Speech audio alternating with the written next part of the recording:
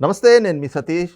గడిచిన 4 రోజులుగా విజయవాడని వరదలు ముంపెత్తాయి. ఇక ప్రభుత్వం ఎక్కడికక్కడ సహాయక చర్యల్లో నిమగ్నమై ఏదైతే పునరావాస కేంద్రాలకు కూడా బాధితుల్ని తరలిస్తున్నటువంటి పరిస్థితి. అయితే దీనిపైన వైసీపీ మాత్రం ఫేక్ ప్రచారాలు చేస్తుంది. అందులో భాగంగా భారతిరెడ్డి పిఏ అయినటువంటి వర్ర రవీంద్రారెడ్డి తాజాగా ఒక పోస్ట్ చేయడం, దానిపైన ఆంధ్రప్రదేశ్ పోలీసులు కూడా చాలా సీరియస్గా స్పందించినటువంటి పరిస్థితి. అయితే ఆంధ్రప్రదేశ్లో ఉన్నటువంటి ప్రతిపక్షం మరి ఈ రకమైనటువంటి విష ప్రచారాలు చేయడాన్ని ఎలా చూస్తారనేటువంటి అంశాలు మనతో చర్చించేందుకు తెలుగుదేశం పార్టీ జాతీయ అధికార ప్రతినిధి ప్రొఫెసర్ జ్యోత్స్న గారు ఉన్నారు. మేడం నమస్తే. నమస్తే మేడం, ఈ రోజున ఆంధ్రప్రదేశ్ పోలీసులు మరి భారతిరెడ్డి గారి పిఏ పైన స్పందించినటువంటి విధానం కావచ్చు, లేదంటే ఒకంత సీరియస్ అయ్యారు. వాళ్ళు చేస్తున్నటువంటి ప్రచారాలని ఎలా చూస్తారు? అంటే వరదల్లో ప్రభుత్వం అక్కడ అందరికీ కూడా బాధితులందరికీ సహాయక చర్యలు అందిస్తూ ఉంటే మరి దానిపైన కూడా కులాల్ని ఆపాదిస్తూ ఈ రకమైనటువంటి ప్రచారాలు చేయడాన్ని ఎలా చూస్తారు? ఇప్పుడు నిన్న చంద్రబాబు నాయుడు గారు ప్రెస్ మీట్లో మాట అన్నారు, అయ్యో వాళ్ళంటే చాలా పని ఉన్న వాళ్ళండి, మేమంటే పని లేని వాళ్ళం కదండి, అందుకనే ప్రజల్లో తిరుగుతున్నాం అని చెప్పారు. ఎందుకంటే వాళ్ళ మాటలు వాళ్ళ చేష్టలో చూస్తుంటే అంత అంత అసలు విసుగొచ్చేస్తుంది, వాళ్ళని చూస్తుంటే అసహ్యం వేస్తుంది. ఇప్పుడు బేసిక్గా జరిగింది ఏంటి, అక్కడ ఒక అన్ఫోర్సీన్ సిచ్యువేషన్ అది, అవునా? విపరీతమైనటువంటి వర్షపాతం, వరదలు వచ్చాయి, ప్రజలు ఇబ్బందుల్లో ఉన్నారు, ఇంకా కూడా తేరుకోవడానికి సమయం పడుతోంది, ఎలా వాళ్ళని మనం కాపాడుకోవాలా అని చెప్పి ప్రభుత్వం ఆలోచిస్తుంటే వీళ్ళు రోజుకొకటి పూటకొకటి అబద్ధ ప్రచారాలు స్టార్ట్ చేస్తారు. ముఖ్యంగా ఇవాళ అదైతే వేస్ట్ ఫెలో, వాడు వేస్ట్ అంటే వేస్ట్ ఫెలో. మేము ప్రతిపక్షంలో ఉన్నప్పుడు ఏ రకంగా మా మీద దాడులు చేశాడో కూడా అందరం చూసాం, ఆడవాళ్ళని ఎంత కించపరుస్తూ మాట్లాడతాడనేది కూడా అందరం చూసాం. సరే, ఎనీవేస్ ఇవాళ వచ్చి ఏం మాట్లాడతాడండి, కులాలు ఇవి, అసలు అక్కడ కులం ఎవరు అడుగుతున్నారు? నిజంగా కూడా బుద్ధి లేని సన్నాసులు, వాడికి తెలియదేమో, అసలు ఆ వర్రా అనేటువంటి వాడికి తెలియదేమో. వాళ్ళ పార్టీ అధికారంలో ఉన్నప్పుడు వరద సాయం ఏదైనా చెయ్యాలంటే ఏమంటారంటే ఆధార్ కార్డు, రేషన్ కార్డు కంపల్సరీగా పెట్టేవాళ్ళు. ఇవాల్టి రోజున కూటమి ప్రభుత్వం ఏదైతే ఈ 4 రోజుల నుంచి సహాయం చేస్తోందో ఎక్కడ ఆధార్ కార్డులు, రేషన్ కార్డులు ఏమీ లేవు. ఎవరున్నా సరే, ఎవరు ఇబ్బందుల్లో ఉన్నా సరే వాళ్ళకి ఇచ్చేస్తున్నారు. అసలు అక్కడ కులం ఎక్కడిది, కుల ప్రస్తావన ఎక్కడిది? అంటే వీళ్ళకి కులాలు ఈ రకమైనటువంటి రాజకీయం తప్పించి ఎక్కడ కూడా ప్రజలకు సంబంధించినటువంటి రాజకీయం చేయడం రాదేమో అనిపించింది నాకు. అంటే వాళ్ళ ఫ్రస్ట్రేషన్ కూడా ఒకటి ఉండదులేండి సతీష్ గారు. ఇందులో ఏంటంటే వాళ్ళకి ఎంతసేపు కూడా శవాలు కావాలి, మరి ఇక్కడేం శవాలు కనపడట్లేదు, ఏం చేస్తారు? అందుకని ఇలాంటి ఫేక్ ప్రచారాలకు తెరదేస్తారు, అంతే. ఇదొకటే కాదు, మీరు చూడండి, కరగట్టు పక్కన ఉన్నటువంటి చంద్రబాబు నాయుడు గారు ఇల్లు మునిగిపోయింది, ఇదైపోయింది, అదైపోయింది అని అదేదో ఇవాళ పొద్దున ఫేక్ పోస్ట్ అది పెట్టారు. తీరా చూస్తే లోకేష్ గారు ఇంట్లోంచే కలెక్టరేట్కి వచ్చారు. ఏం చెప్పాలి అసలు వీళ్ళంటే? ఈ సైకోతనం ఏంటో వీళ్ళకి నాకు అర్థం కావట్లేదు అసలు. అంటే నిన్న జగన్మోహన్ రెడ్డి గారు మరి రెండోసారి పర్యటన చేస్తూ నిన్న కూడా మాట్లాడారు, బుడమేరు నది అన్నారు. ఆ తర్వాత సరే, ఆ జ్ఞాన గుళికల లెక్క గురించి మనకి ఎందుకులేండి. అంటే ఆయనలాగా మనం ఫస్ట్ క్లాస్ స్టూడెంట్స్ కాదు కదండి. ఆయనలాగా మనం ఏమంటారు అని అంటే అసలు గోల్డ్ మెడల్స్ ఏమన్నా ఇచ్చాడేమో. మరి ఏం మాట్లాడతాడు? ఓసారి కాలువ అంటాడు, ఓసారి నది అంటాడు, ఓసారి గేట్లు అంటాడు, ఓసారి ఇంకోటి అంటాడు, ఓసారి ఇంకోటి అంటాడు. అసలు ఏ క్లారిటీ లేదు అసలు. ఇంతకీ ఒక్కసారి నేను ఒక టీచర్గా అడుగుతానండి, జగన్మోహన్ రెడ్డి కూర్చుని అసలు విజయవాడకి వాళ్ళ రోజున వరదలు ఎందుకు వచ్చాను ఒకసారి అడగండి. మీరు అడుగుదాం, స్క్రిప్ట్ తీసుకురండి రా అంటాడేమో. పక్కనే ఎవడన్నా ఉంటే, వాడు ఎవడన్నా నిలబడి ఉంటే స్క్రిప్ట్ తీసుకురండి రా అంటాడేమో. ఆ స్క్రిప్ట్ కూడా ఇచ్చిన స్క్రిప్ట్ కూడా సరిగ్గా చదవడం రాదు. ఆ ఇచ్చినోడు కూడా ఏంట్రా నాయన కరెక్ట్గా ఇచ్చిన దాన్ని మళ్ళీ ఇలా తిప్పి ఇచ్చేస్తున్నాడేమో అనుకుంటారేమో. ఇవాళ మీరు అది ఒకటే అంటున్నారు. నేనేమంటాడు అని అంటే, చంద్రబాబు నాయుడు గారు ఎందుకు రోడ్డు మీదకి వస్తున్నారు, ప్రజల దగ్గరికి ఎందుకు వెళ్తున్నారు? నేనైతే అసలు అప్పుడు వారం రోజుల తర్వాత వచ్చాను అని చెప్పుకున్నాడు. కానీ వారం రోజుల తర్వాత వచ్చాను నిన్న ప్రెస్ మీట్లో ఆయనే చెప్పుకున్నాడు. సో జగన్మోహన్ రెడ్డి ఈజ్ అంటే ముఖ్యమంత్రిగా ఫెయిల్ అనేది మనం అప్పుడు చూసాం, ప్రతిపక్ష నాయకుడిగా ఫెయిల్ అనేది అప్పుడు చూసాం. లాస్ట్ 10 yearsలో 5 years ప్రతిపక్ష నాయకుడిగా ఫెయిల్ అయ్యాడు, 5 years ముఖ్యమంత్రిగా ఫెయిల్ అయ్యాడు. ఇవాళ కనీసం ఒక ఎమ్మెల్యే, ఒక పార్టీ అధ్యక్షుడిగా కూడా ఫెయిల్ అయ్యాడు. ఎందుకంటే మీరు ఇంకో విషయం చెప్తాను, ప్రజల దగ్గరికి వెళ్ళాడు. ప్రజల్ని ఏమ్మా మీకు అందుతుందా అంటే చాలామంది అవునండి, ఎంత వీలైతే అంత చేయగలుగుతున్నారు వాళ్ళు, మీకు ఏదైనా వీలైతే మీరు చేయండి అని అన్నారు చాలామంది. అందుకని ఏమన్నాడు, ఇదేదో మళ్ళీ నాకు ఉల్టా తగిలేట్టుగా ఉందని చెప్పి అసలు ఎప్పుడు రూపాయి తీయనటువంటి జగన్మోహన్ రెడ్డి మొన్న ఏదో ఆర్థిక సాయం అనౌన్స్ చేశాడు. అప్పుడు నాకు వెంటనే ఏం గుర్తొచ్చిందంటే, ఈవెన్ నాకు తెలిసి హుదూద్ అప్పుడు అనుకుంటా, అప్పుడు కూడా 50 లక్షలు ఏదో ఇస్తున్నానని చెప్పాడు. మరి అది ఇచ్చాడో ఏమైందో ఇప్పటివరకు ఎవరికి తెలీదు. రూపాయి ఎవరికి అంటే గవర్నమెంట్ బేసిక్గా that has to come to the government, CMRFకి రావాలి అది. ఎక్కడైతే నాకు వచ్చినటువంటి దాఖలాలు అప్పుడు కనపడలేదు, ఇప్పుడు కూడా నాకు అవేవి అంత ఎక్స్పెక్టేషన్ కూడా లేదు జగన్మోహన్ రెడ్డి నుంచి.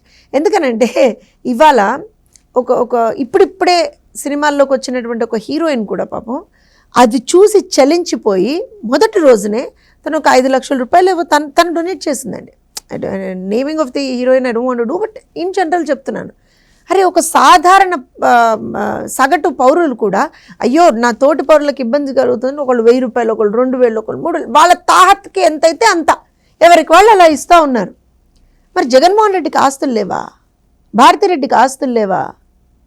ఇవాళ గమనించండి, మీరు ఎంతైతే తిడతారో, నేను ఏ రోజున ఈ కంపారిజన్ తీసుకురావద్దు అనుకున్నాను, కానీ ఇవాళ I'm compel to compare. Balakrishna గారిని నానా బూతులు తిడతారు, భువనమ్మని నానా మాటలు అంటారు, బ్రాహ్మణి గారిని నానా మాటలు అంటారు, హెరిటేజ్ ఫుడ్స్ మీద పడి ఏడి చచ్చిపోతుంటారు 24 గంటలు. అదే హెరిటేజ్ ఫుడ్స్ ఇవాల్టి రోజున 2 తెలుగు రాష్ట్రాలకి, అటు తెలంగాణకి ఆంధ్రప్రదేశ్కి కోటి రూపాయల చొప్పున వాళ్ళు డొనేషన్ చేశారు.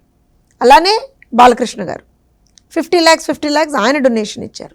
అలానే అంటే ఇప్పుడు అల్లు అర్జున్ గారు ఇచ్చారు, జూనియర్ ఎన్టీఆర్ గారు ఇచ్చారు, విశ్వక్సేన్ గారు ఇచ్చారు, మహేష్ బాబు గారు ఇచ్చారు, ఎవ్రీబడి అందరూ ఇస్తూ ఉంటే రాష్ట్రానికి మాజీ ముఖ్యమంత్రిగా పనిచేసినటువంటి వ్యక్తి 5 రోజుల వరకు, ఆల్మోస్ట్ 4-5 days వరకు కూడా ఏమీ అనౌన్స్ చేయకుండా, ఏమీ కనీసం ఒక పాల ప్యాకెట్ కూడా ఇవ్వకుండా, నీళ్ళ ప్యాకెట్ కూడా ఇవ్వకుండా, మనమే మాట్లాడాం, మన డిబేట్స్లోనే మాట్లాడితేనే నాకు తెలిసి చూసి సిగ్గు తెచ్చుకున్నా ఒక పాల ప్యాకెటో నీళ్ళ ప్యాకెటో ఇవాళ ఇస్తున్నాడేమో నాకు తెలిసి. అది కూడా ఎంతవరకు ఇస్తున్నాడు డౌట్ నాకు.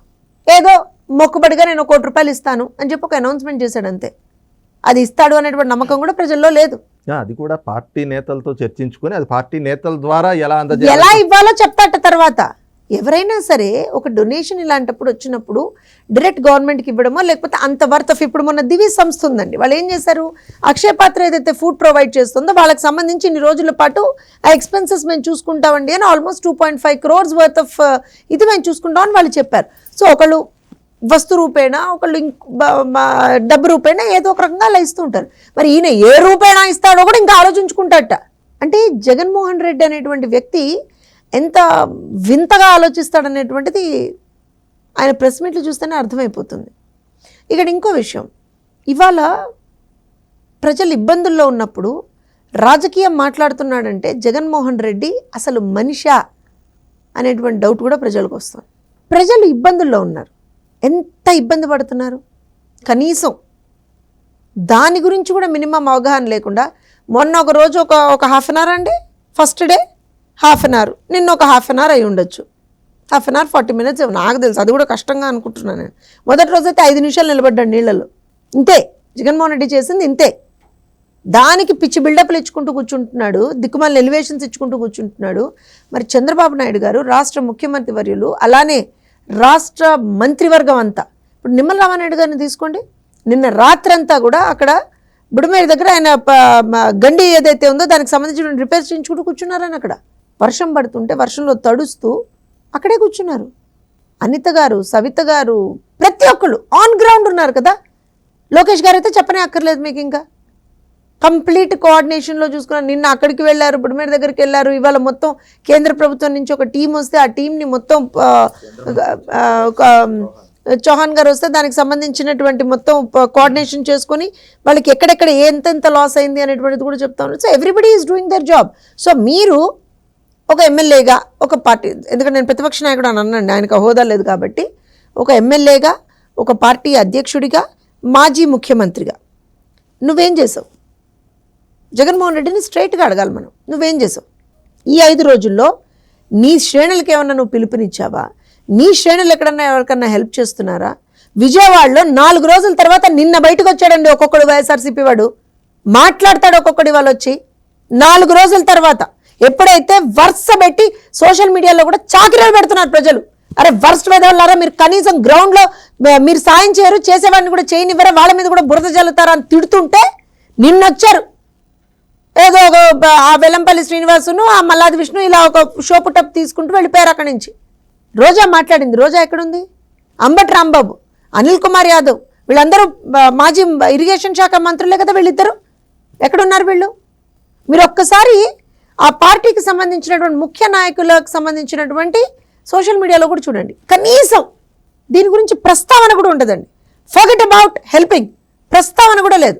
అదే ఇవాళ రోజున తెలుగుదేశం పార్టీ కావచ్చు, జనసేన కావచ్చు, భారతీయ జనతా పార్టీ కావచ్చు, ఉన్నటువంటి ఈ 3 పార్టీలకు సంబంధించిన నాయకులు కావచ్చు, కార్యకర్తలు కావచ్చు, ప్రతి ఒక్కళ్ళ ఫేస్బుక్, ట్విట్టర్, ఇన్స్టాగ్రామ్ మీరు తీస్తే it is all flooded with help messages. కానీ ఏ విధంగా మనం కార్యక్రమాలు ఎలా ముందరికి వెళ్తున్నాయి, ప్రజలకు ఎక్కడెక్కడ ఏ సౌకర్యాలు ఇవ్వగలుగుతున్నాం, ఇవన్నీ కూడా గురించి కూడా మాట్లాడుతున్నారు.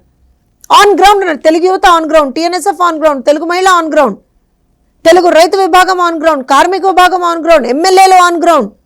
ఎక్కడెక్కడ ఉన్నటువంటి ఎమ్మెల్యేలు కూడా వాళ్ళు వచ్చి అక్కడ నిలబడి పనిచేస్తున్నారండి.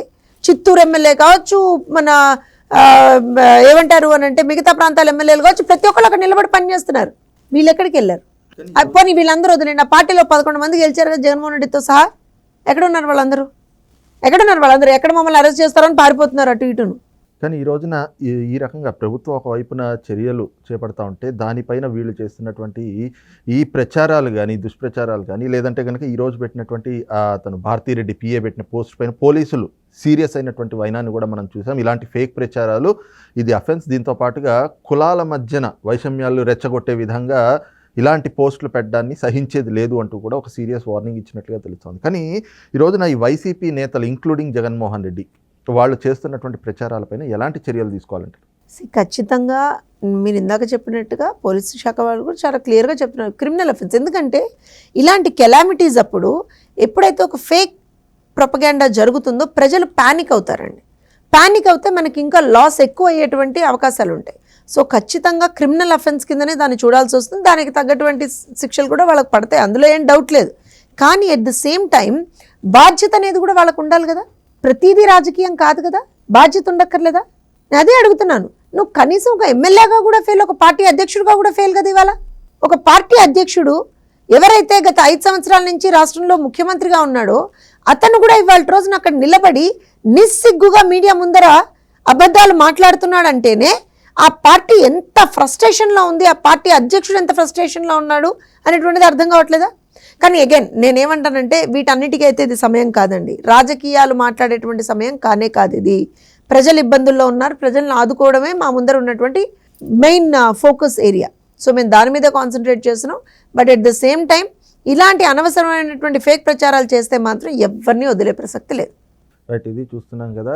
ఒకవైపున వరదలతోటి ప్రజలు కష్టాల్లో ఉంటే ప్రభుత్వం వాళ్ళందరికీ సహాయం చేసేటువంటి చర్యల్లో తలమునకలైనటువంటి సమయంలో మరి జగన్మోహన్ రెడ్డి ఒక మాజీ ముఖ్యమంత్రిగా, ఒక పార్టీ అధినేతగా ఉంటూ తన బాధ్యత మర్చి తమ సైన్యం, తమ ఏదైతే రౌడీ మూకలు ఉంటారో వాళ్ళతోటి ప్రభుత్వం పైన విషం చిమ్మేటువంటి కార్యక్రమాలకు పూనుకోవడం మాత్రం తన రాజకీయ నీచత్వాన్ని పూర్తిగా కూడా బహిర్గతం చేస్తుందన్నటువంటి భావన కూడా తెలుగుదేశం పార్టీ జాతీయ అధికార ప్రతినిధి ప్రొఫెసర్ జ్యోత్స్న గారు వ్యక్తం చేస్తున్నారు.